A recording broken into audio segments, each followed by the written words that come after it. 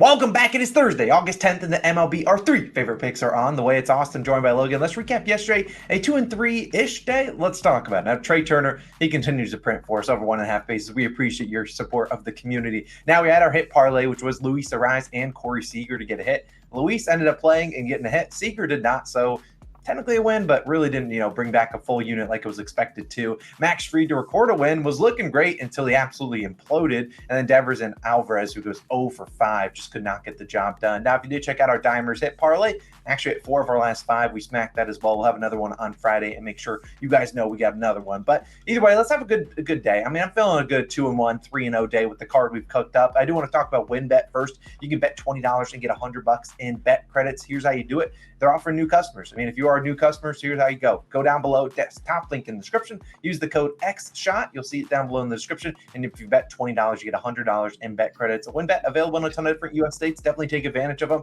And notice normally WynnBet has the best odds for home runs. So if you're into betting some dingers, it's probably the place to go. So take advantage of that. My last note, we did release our second video of our vlog at Yankee Stadium. If you want to go check that out, it will also be linked at the end of this video. Go check that out. Go show some love to the second channel. It's been doing pretty well. But Logan, I'm going to let you lead it off. People are going to absolutely love this pick. Where are you going today?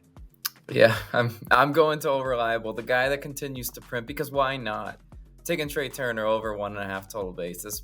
Minus 110 odds on DraftKings is currently your best value. Now, if you're a FanDuel bettor, first of all, Austin, I've said this all year long, don't bet baseball on FanDuel. It's not good. It's not profitable because they're giving you minus 145 odds on FanDuel. So please get another sports book if you're betting baseball, because that juice is criminal. FanDuel is straight up criminal. They're tired of taking losses on Trey Turner, and I get it. Trey Turner is still an auto bet for me and for the community against his old team, the Nationals. I know it's boring to come on here and run up back the same pick. I know. We had comments yesterday like, it takes a lot of work to keep running back the same pick. Give me a reason not to. How about that, right? Trey has recorded 2+ bases in 5 straight games and 6 of 9 games against Washington. He faces another lefty today in Patrick Corbin. Against Corbin, Trey's actually 0 for 4 in his career. So, I mean, not a huge sample size at all. I'm quite confident he gets at least 1 hit against Patrick Corbin today, because Patrick Corbin is a pitch-to-contact guy. He gives up a lot of hits. It's just the name of the game. He gives up a lot of hits. He just tries to limit the damage to maybe singles and not extra base hits. But I still think Trey can get it done. We've seen it. He can get it done with 2 singles or an extra base. It doesn't really matter.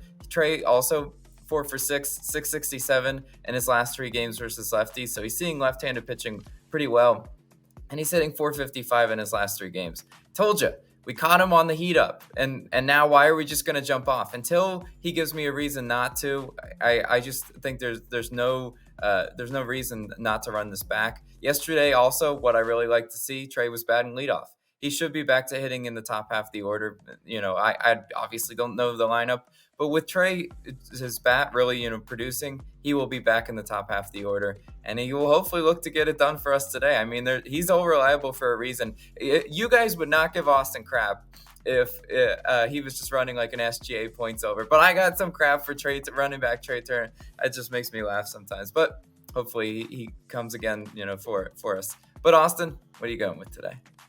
Yeah, Logan, I love the color shirt you're wearing, and I love the jersey I'm wearing, because I'm going to a game pick, which I haven't been great over the past couple weeks, but I really like this one. It's an early start, and I'm going to the Orioles. I'm taking them on the money line, them to win this game against the Astros, plus 100 on FanDuel. I like getting that value for a team that is at home trying to avoid a sweep. Now, if you're just looking at trends, the Orioles have not been swept in 75 consecutive series, and they're trying to keep that series streak going again here today, and this is a big game for them. Obviously, the Astros are a team that has won the World Series in recent years. This is a team that the Orioles probably know that they don't necessarily, this is just a one minor game, but they know the Astros are a team they're probably going to have to go through if they are going to make the World Series, given how the Astros have been there several times. And I don't necessarily know what Astros lineup they tried out today. Yesterday, I'd argue the Orioles didn't put out their best lineup. They put Ryan Mountcastle in the 5 spot. He should be back in the 2 spot today. You saw Ryan O'Hearn, who really is like a day-to-day type player. You never know if he's playing. He went 0 for 4 and left 5 guys on base, so he kind of hurt them yesterday. But the Astros are on the 7th game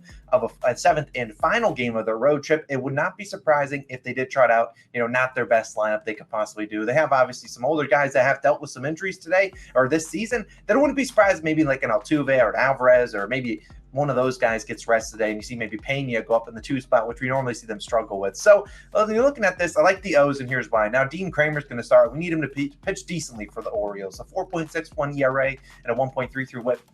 Decent. He's not the best starter in the world. He's not the best guy I would like to back for the O's. But in July, we saw him actually have a pretty good month. He had, I think, 5 or 6 starts, 3.45 ERA, and a 0.192 opponent batting average. So pretty solid, keeping your opponent below a 200 batting average. In his lone start in August, pretty good again, 3.38 ERA. I think giving up 2 earned runs in about 6 innings pitched, and only a 0.118 opponent batting average. He did give up 3 or 4 walks in that start, so expecting to get that better. But still, Kramer, he's a decent pitcher. He's not the best in the world, not the worst. He can go out there. We've seen him throw some really good games, and hopefully that's today, where the Orioles absolutely need a good start out of him to try to get this win here. And the Orioles have won 6 straight starts made by Kramer, and 17-6 when he starts today. Now, obviously, Kramer can put them in a great position to win, but we obviously need their offense to heat up, which obviously only scored 2 runs yesterday, and they're going to have to do something against Hunter Brown, who's projected to go for the Astros. 4.07 ERA and a 1.29 WHIP for Brown. If you look in July, his numbers weren't great. 5.92 ERA and a 3.30 opponent batting average. In August, a little bit better. He did have 6. He went 6 innings pitched, 2 earned runs.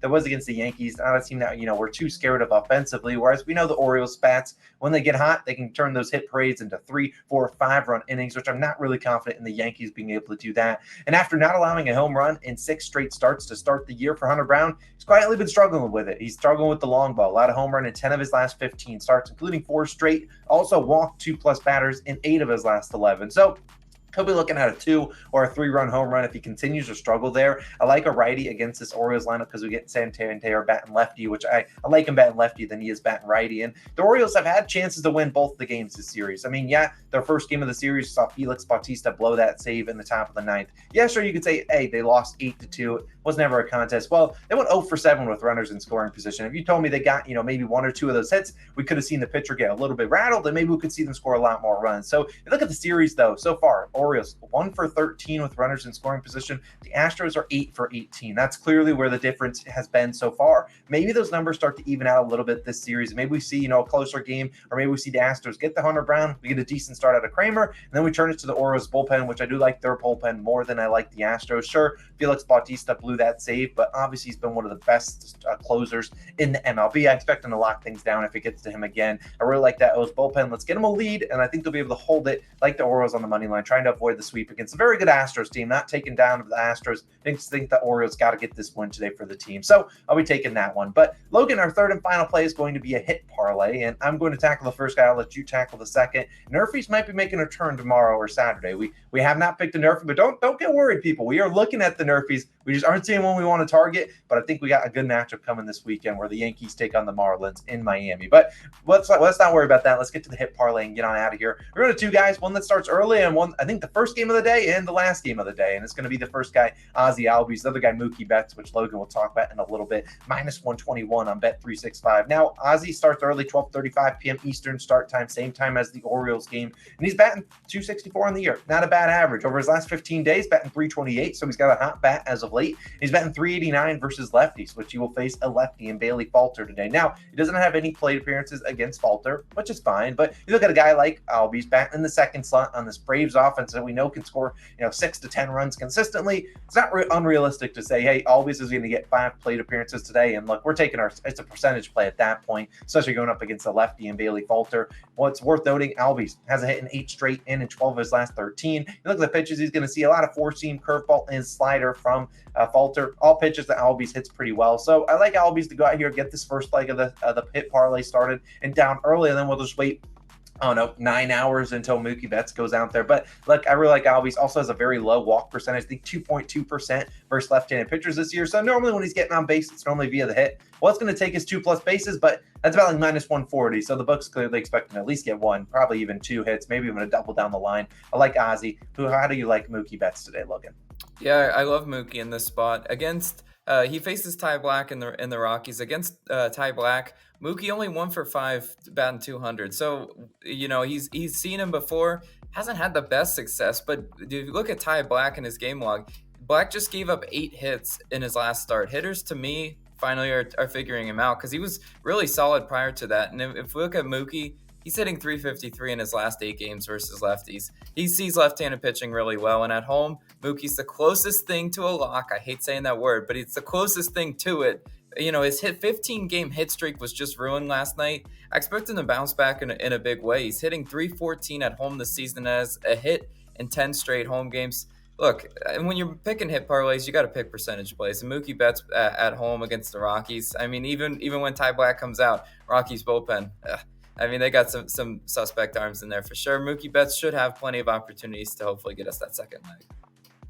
Yeah, and that's going to be it. That's our hit parlay. Let's get it done. Let's have a 3-0 day, get some units back, start to get a little bit of momentum as we go into the weekend. So Orioles moneyline, Albies, and Bets hit parlay. And of course, the man, the myth, the legend, Trey Turner over 1.5 bases. Let's have a day. Everyone leave your favorite picks down below. We'll bring back some dinger picks on Friday for you guys. But let's have a great day going into Friday. Hope you have a great Thursday. We'll see you guys back again tomorrow. Peace.